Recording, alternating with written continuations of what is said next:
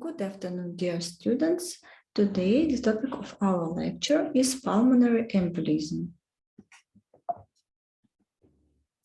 Pulmonary embolism is a blockage of the main artery of the lung or one of its branches by a substance that has traveled from elsewhere in the body through the bloodstream. PE most commonly results from deep vein thrombosis that breaks off and migrates to the lung, a process termed venous thromboembolism. Massive pulmonary embolism is defined as presenting with a systolic arterial pressure less than 90 millimeter HT. Massive PE accounts for 5–10% of cases and is characterized by extensive thrombosis affecting at least half of the pulmonary vasculature. Dyspnea, syncope, hypertension, and cyanosis are hallmarks of massive PE. Patients with massive PE may present in cardiogenic shock and can die from multi-system organ failure. The majority of deaths from massive pulmonary embolism occur in the first 1–2 hours of care. Submassive PE accounts for 20–25% of patients, is defined as having a systolic arterial pressure greater than or equal to 90 millimeter HG, and is characterized by right ventricular dysfunction despite normal systemic arterial pressure. The combination of right heart failure and release of cardiac biomarkers indicates an increased likelihood of clinical deterioration. Low-risk PE constitutes about 70–75% of cases. These patients have an excellent prognosis.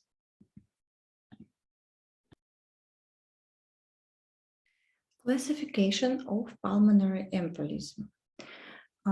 Acute, situated centrally within the vascular lumen, or if it occludes a vessel. Chronic, it's eccentric and contiguous with the vessel wall. It reduces the arterial diameter by more than 50%. Evidence of recanalization within the thrombus is present, and an arterial web is present. And central and peripheral. Central, main pulmonary arteries, the left and right main pulmonary arteries, the anterior trunk, the right and left interlobar arteries, the left upper lobe trunk, the right middle lobe artery, and the right and left lower lobe arteries. Peripheral, segmental and subsegmental arteries of the right upper lobe, the right middle lobe, the right lower lobe, the left upper lobe, the lingula, and the left lower lobe.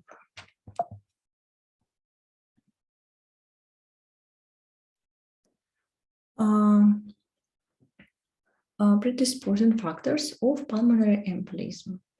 Venous status, hypercoagulable states, immobilization, surgery and trauma, pregnancy, oral contraceptives, and estrogen replacement, malignancy, warfarin, central venous instrumentation, hereditary factors, and acute medical illness. Three primary influences predispose a patient to thrombus formation.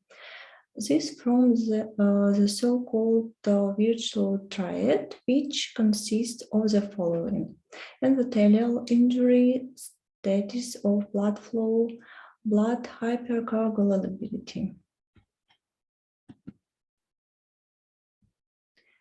Acute pulmonary embolism interferes with both the circulation and gas exchange. Pulmonary artery pressure increases only if more than 30–50% of the total cross-section area of the pulmonary arterial bed is occluded by thromboemboli. PE-induced vasoconstriction mediated by the release of thromboxane A2 and serotonin contributes in the initial increase in pulmonary vascular resistance after PE, an effect that can be reversed by vasodilators. Anatomical obstruction and vasoconstriction lead to an increase in pulmonary vascular resistance and a proportional decrease in arterial compliance. The abrupt increase in pulmonary vascular resistance results in right ventricle dilation, which after the contractile properties of the RV myocardium via the Frank-Starling mechanism.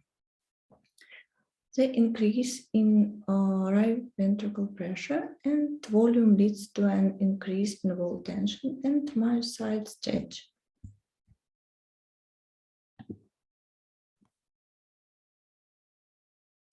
RV contraction time is prolonged, while neurohumoral activation leads to inotropic and chronotropic stimulation.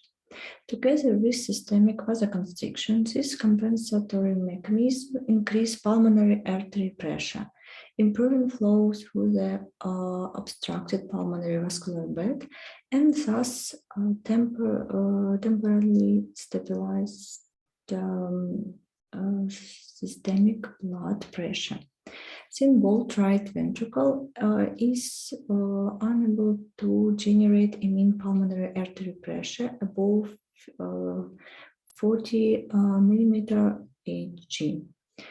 The prolongation of RV contraction time in the early diastole in the left ventricle leads to left forward bowing of the interventricular septum.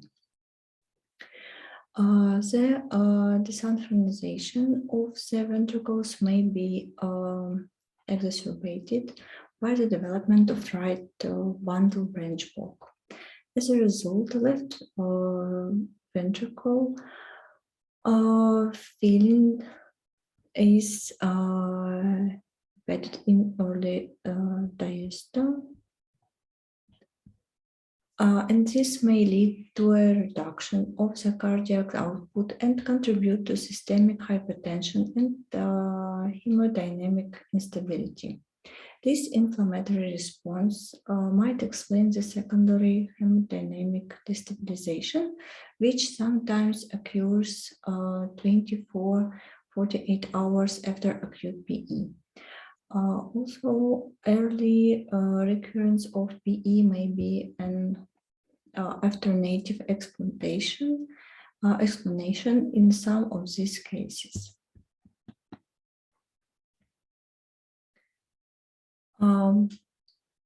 Clinical picture of pulmonary embolism. Abrupt onset of pleuritic chest pain, shortness of breath, hypoxia, seizures, syncope, abdominal pain, fever, productive cough, wheezing, decreasing level of consciousness, a new onset of atrial fibrillation, hemoptysis, flank pain, and delirium.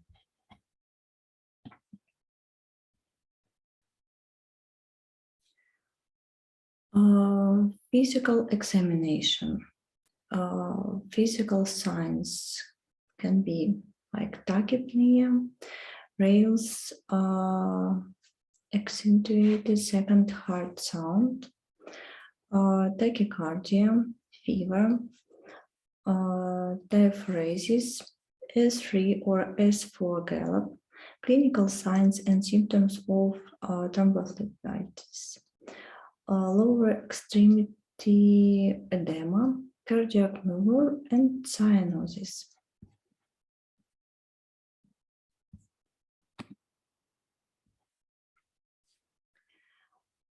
Physical examination findings are quite variable in pulmonary embolism and may be grouped into four categories.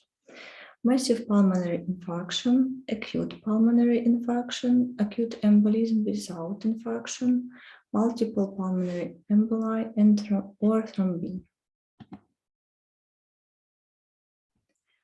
Patients with massive pulmonary embolism are in shock. They have systemic hypertension, poor perfusion of the extremities, tachycardia, and tachypnea.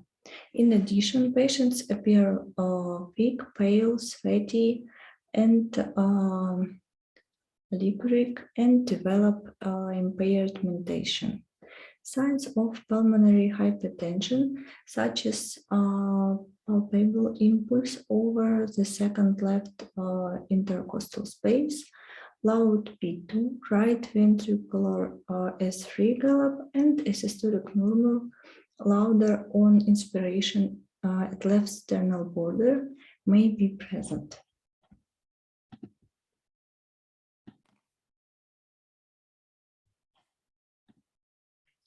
Approximately 10% of patients have peripheral occlusion of a pulmonary artery, causing parenchymal infarction. These patients present with acute onset of pleuritic chest pain, breathlessness, and hemoptysis. Patients with acute pulmonary infarction have decreased exclusion of the involved hemithorax, palpable or audible pleural friction rub, and even localized tenderness. Signs of pleural effusion, such as dullness to percussion and diminished breath sounds, may be present. Patients with acute embolism without infarction have non-specific physical signs that may easily be secondary to another disease process. Tachypnea and tachycardia frequently are detected. Pleuritic pain sometimes may be present. Cracks may be heard in the area of embolization, and local wheeze may be heard rarely. Patients with pulmonary emboli and thrombi have physical signs of pulmonary hypertension and cor pulmonale. Patients may have elevated jugular venous pressure, right ventricular head, palpable impulse in the left second intercostal space, right ventricular S3 gallop, systolic murmur over the left sternal border that is louder during inspiration, hepatomegaly, sides, and dependent pitting edema.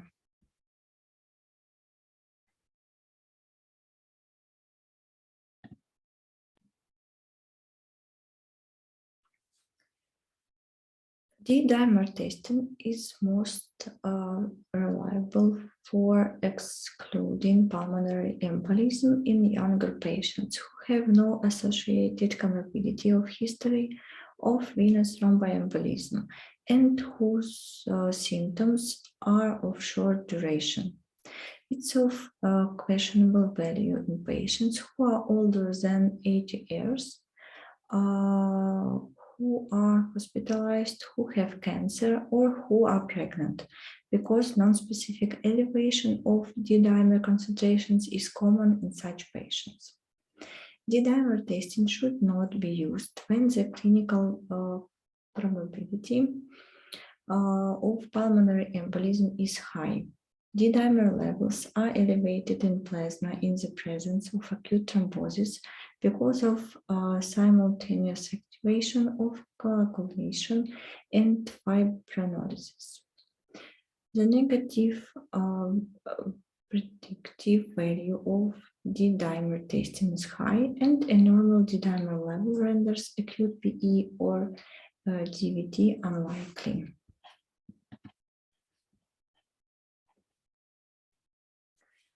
Potentially useful laboratory tests in patients with suspected pulmonary embolism include D-dimer testing, ischemia-modified albumin level, white blood cell count, arterial blood gases, markers of myocardial injury, serum troponin and leptin levels, markers of right ventricular dysfunction, brain natriuretic peptide.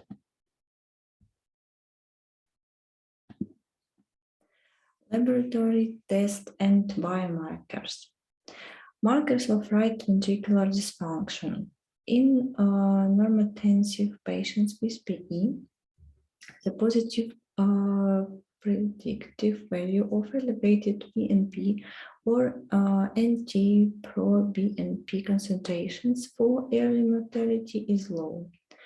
Hemodynamically stable patients with low NT-proBNP levels may be candidates for early discharge and outpatient treatment.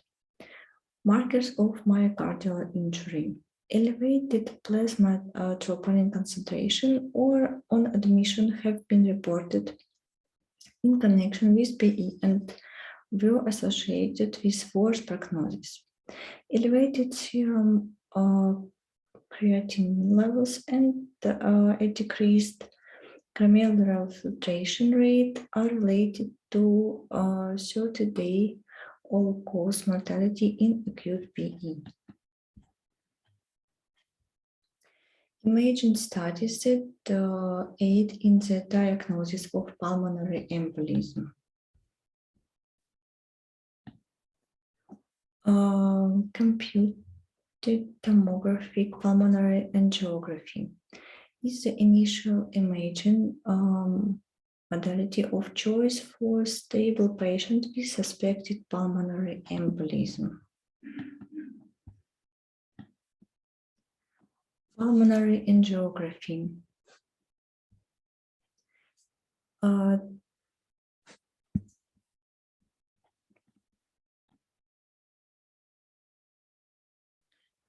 This is an invasive procedure that at one time was considered the gold standard for diagnosing pulmonary embolus.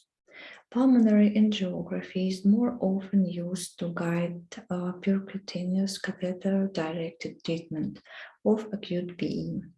Digital subtraction angiography requires less contrast medium than conventional sinangiography and has excellent imaging quality for peripheral pulmonary vessels in patients who can hold their breath. It's less use valve or imaging of the main pulmonary arteries due to cardiac motion artifacts. The diagnosis of acute PE is based on direct evidence of a thrombus in two projections, either as a feeding defect or as amputation of a pulmonary arterial branch. Thrombi is small as 1-2 mm within the subsegmental arteries can be visualized by DSA, but there is substantial inter-observed variability at this level.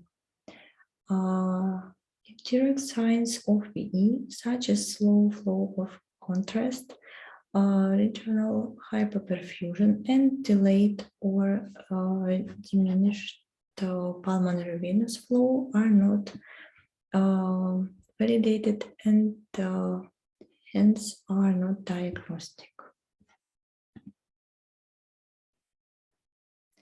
With magnetic resonance imaging, evidence of pulmonary emboli may be detected by using standard of dated spin echo techniques. Pulmonary emboli demonstrate increased signal intensity within the pulmonary artery by obtaining a sequence of images. This signal that is originating from slow blood flow may be distinguished from pulmonary embolism. Magnetic resonance angiography is performed following intravenous administration of gadolinium. The role of MRI is mostly limited to the evaluation of patients who have impaired renal function or other contraindications for the use of iodinated contrast material.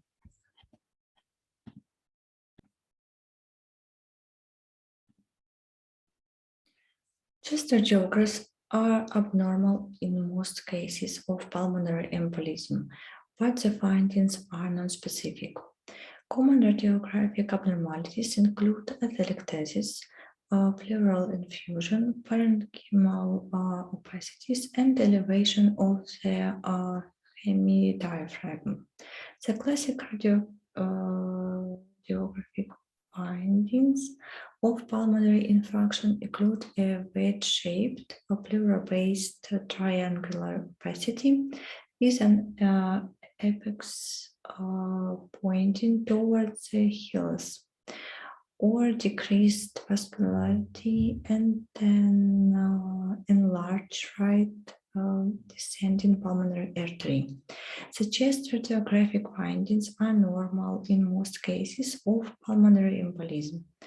However, in later stages, radiographic signs may include a Westermark sign, atelectasis, a small pleural effusion, and an elevated diaphragm. Generally, chest radiography cannot be used to conclusively prove or exclude pulmonary embolism. However, radiography and electrocardiography may be useful for establishing alternative diagnosis. Electrocardiographic changes indicative or RV stain, such as inversion of T waves in leads V1, V4, and QR pattern in V1, S1, Q3, or T3 pattern, and incomplete or complete right bundle branch block may be helpful. These electrocardiographic changes are usually found in more severe cases of PE. In milder cases, the only anomaly may be sinus tachycardia, present in 40% of patients. Finally, atrial arrhythmias, most frequently atrial fibrillation, may be associated with acute PE. The classic findings of right heart strain and acute core pulmonary atoll, peaked P waves in lead 2, right axis deviation, right bundle branch block, and S1, Q3, T3 pattern, or atrial fibrillation.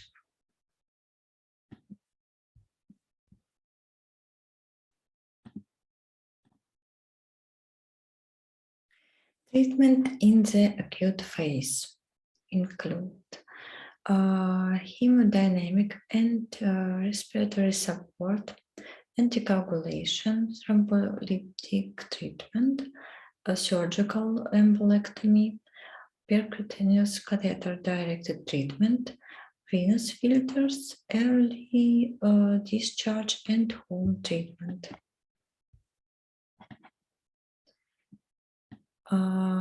Acute airway failure with resulting low systemic output is the leading cause of death in patients with high-risk PE. Use of vasopressors is often necessary. in parallel with pharmacological, surgical, or interventional reperfusion treatment. Norepinephrine appears to improve airway function via a direct positive inotropic effect, while also improving airway coronary perfusion by peripheral vascular alpha receptor stimulation and the increase in systemic PP. Vasodilators decrease pulmonary arterial pressure and pulmonary vascular resistance, but the main concern in the lack of specificity of these drugs for the pulmonary vasculator after systemic administration. Hypoxemia is usually resolved with administration of oxygen. When mechanical ventilation is required, care should be taken to limit its adverse hemodynamic effects. In particular, the positive intrathoracic pressure included by mechanical ventilation may reduce venous return and worsen airway failure in patients with massive PE. Low tidal volumes should be used in an attempt to keep the end inspiratory plateau pressure less than 30 centimeter H2O.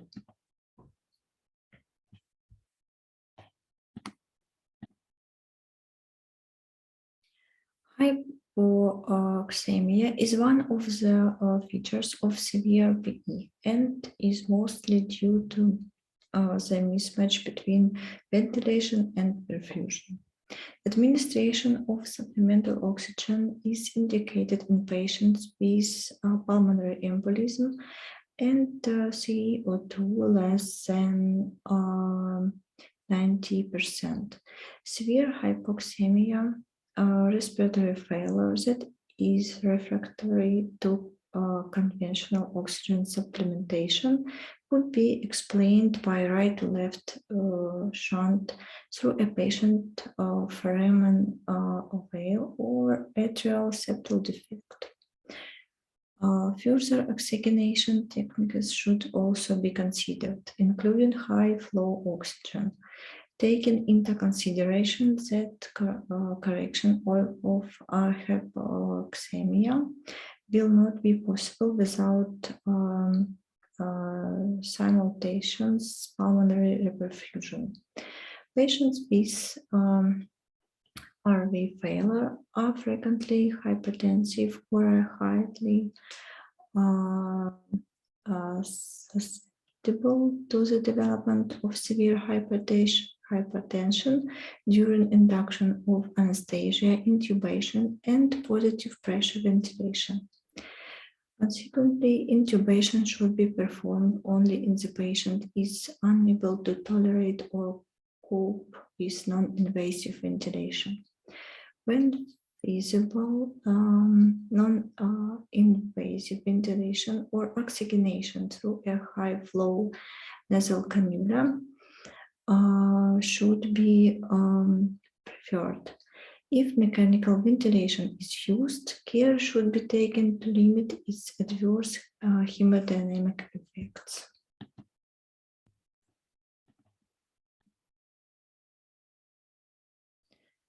Anticoagulation. In patients with acute pulmonary embolism, anticoagulation is recommended with the objective of preventing both early death and recurrent symptomatic or fatal VTE. The standard duration of anticoagulation should cover at least 3 months.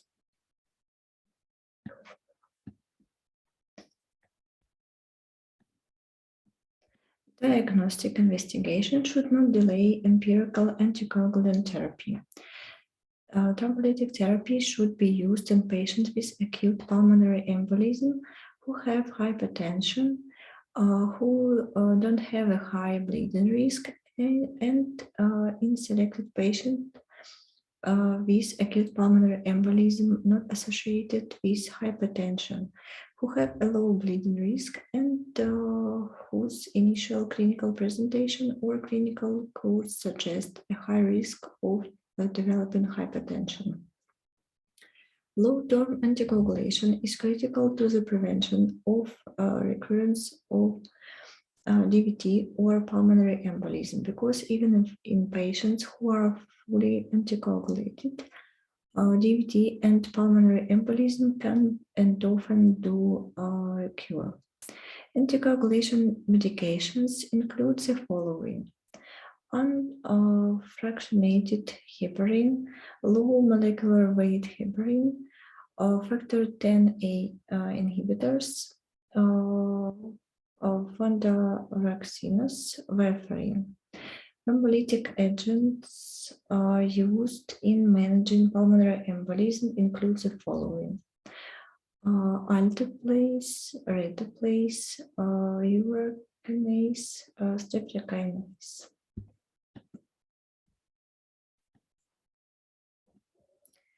The first is systemic thrombolysis followed by anticoagulation. The second is catheter-directed thrombolysis. Thrombolytic therapy should be used in patients with acute PE associated with hypertension who don't have a high bleeding risk. Thrombolytic therapy is suggested in select patients with acute PE not associated with hypertension and with a low bleeding risk, whose initial clinical presentation or clinical course after starting anticoagulation suggests a high risk of developing hypertension. Assessment of PE severity, prognosis, and risk of bleeding dictate whether thrombolytic therapy should be started. Thrombolytic therapy is not recommended for most patients with acute PE not associated with hypertension.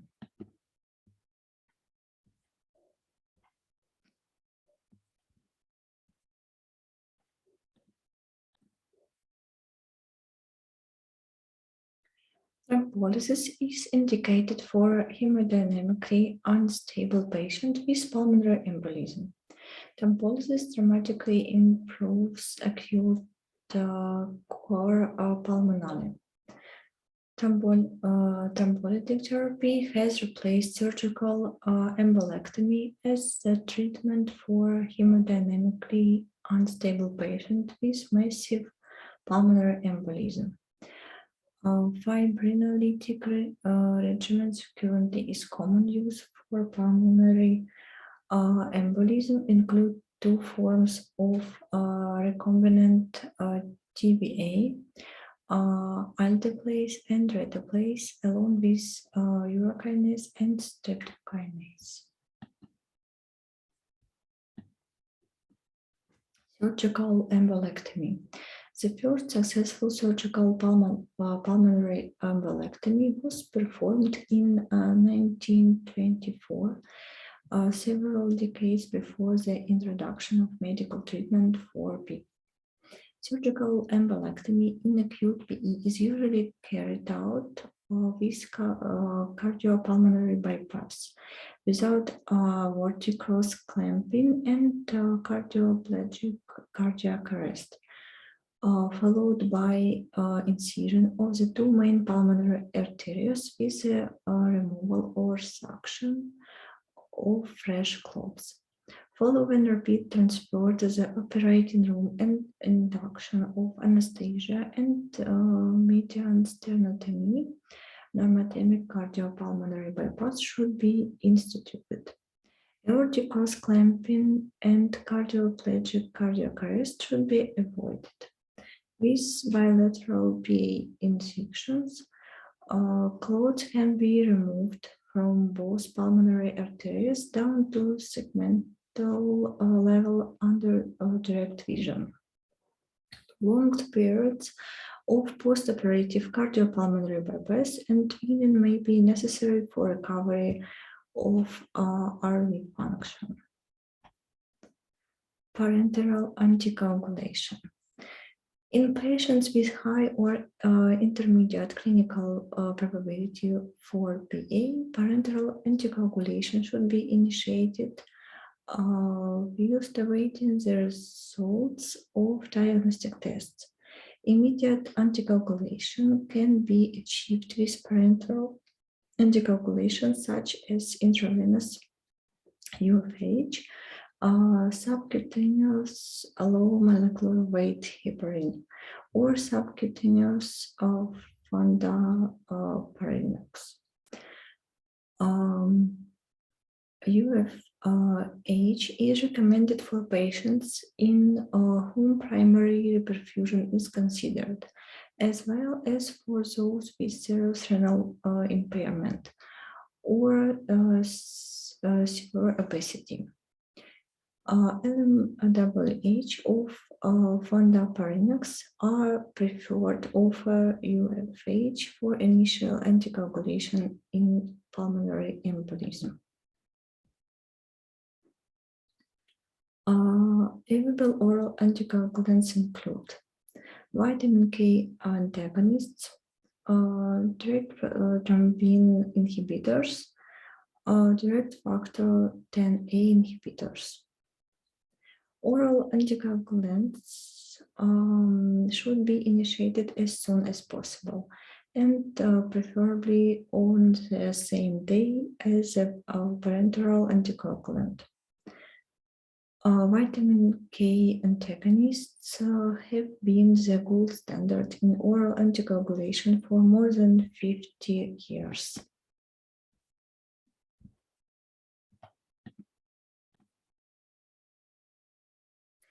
The anticoagulant effect of warfarin is mediated by the inhibition of vitamin K-dependent factors, which are 2, 7, 9, and 10. The peak effect does not occur until 72 hours after drug administration, and the dosage is difficult to titrate.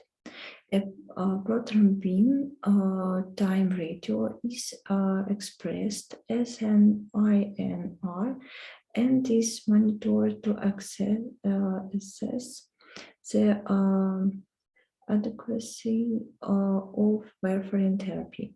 The recommended therapeutic range for venous thromboembolism is an INR of 2-3. This level of anticoagulation markedly reduced the risk of bleeding without the loss of effectiveness.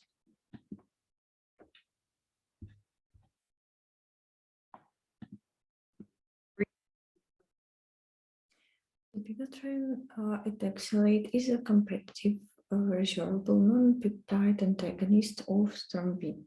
Thrombin is a multifunctional enzyme which converts the fibrinogen to fibrin, cross-linking fibrin monomers via activation of factor 13 and augmenting further thrombin production via the activation of factor 5 and 8.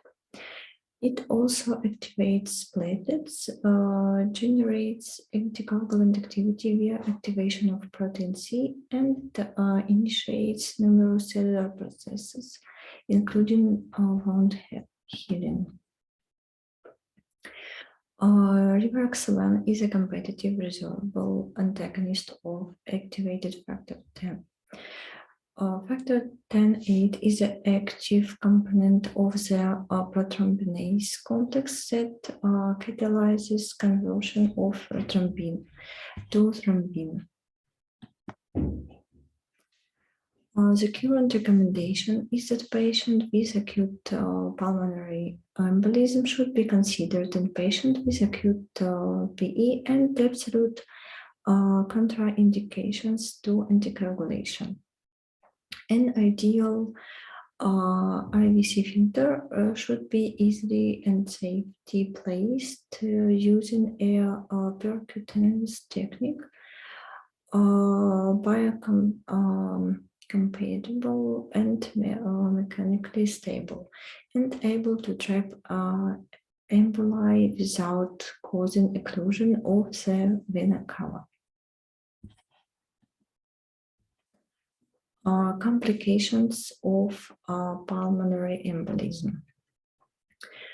Sudden cardiac death, obstructive shock, pulseless electrical activity, atrial or ventricular arrhythmias, secondary pulmonary arterial hypertension, cor pulmonale, severe hypoxemia, right to left intracardiac shunt, lung infarction, pleural effusion, paradoxical embolism, heparin-induced thrombocytopenia, thrombophlebitis.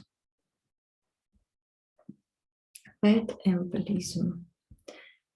The clinical diagnosis of fat embolism is one of exclusion supported by laboratory and radiological investigations.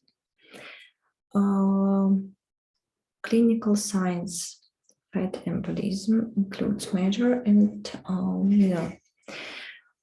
Major are respiratory distress, cerebral involvement unrelated to head injury, petechial rash of the anterior surfaces of the neck, thorax or mucous membranes, and minor tachycardia, pyrexia, retinal and urinary changes, laboratory features including anemia, thrombocytopenia, or high erythrocyte sedimentation rate. Diagnosis is facilitated by the presence of hematological and biochemical abnormalities. Fat globules can be found in blood, urine, sputum, bronchoalveolar lavage, or even cerebrospinal fluid. Induced sputum analysis is also a safe and non-invasive test to detect fat embolism in SCD. In the early stage, typical radiological findings are bilateral lung infiltrates or consolidation and ground glass opacities. Treatment of fat embolism should primarily be focused on prevention. Early immobilization, open reduction, and internal fixation of fractures have reduced the incidence of fat embolism. VS is largely self-limiting and is usually associated with a good outcome. Current treatments are supportive. Adequate oxygenation as well as hemodynamic stability, nutrition, and prophylaxis of venous thrombosis and stress-related gastrointestinal bleeding. Beneficial effects of 7.5 milligram kilogram methylprednisolone given 6 times hourly for 3 days in patients at risk for FCS has been reported. However, the true beneficial effects of corticosteroids either before or after the development of symptoms has not been shown in a well-designed trial. Tumor embolism. Pulmonary intravascular tumor emboli are seen in up to 26% of autopsies of patients with solid malignancies. Also, the diagnosis is rarely made before death. Carcinoma of the prostate gland, digestive system, liver, and breast, and most commonly implicated. Tumor emboli suspected in patients complain of unexplained dyspnea and developed core pulmonary. The most common symptom is subacute progressive dyspnea, which occurs in 57-100% of cases over a span of weeks to months.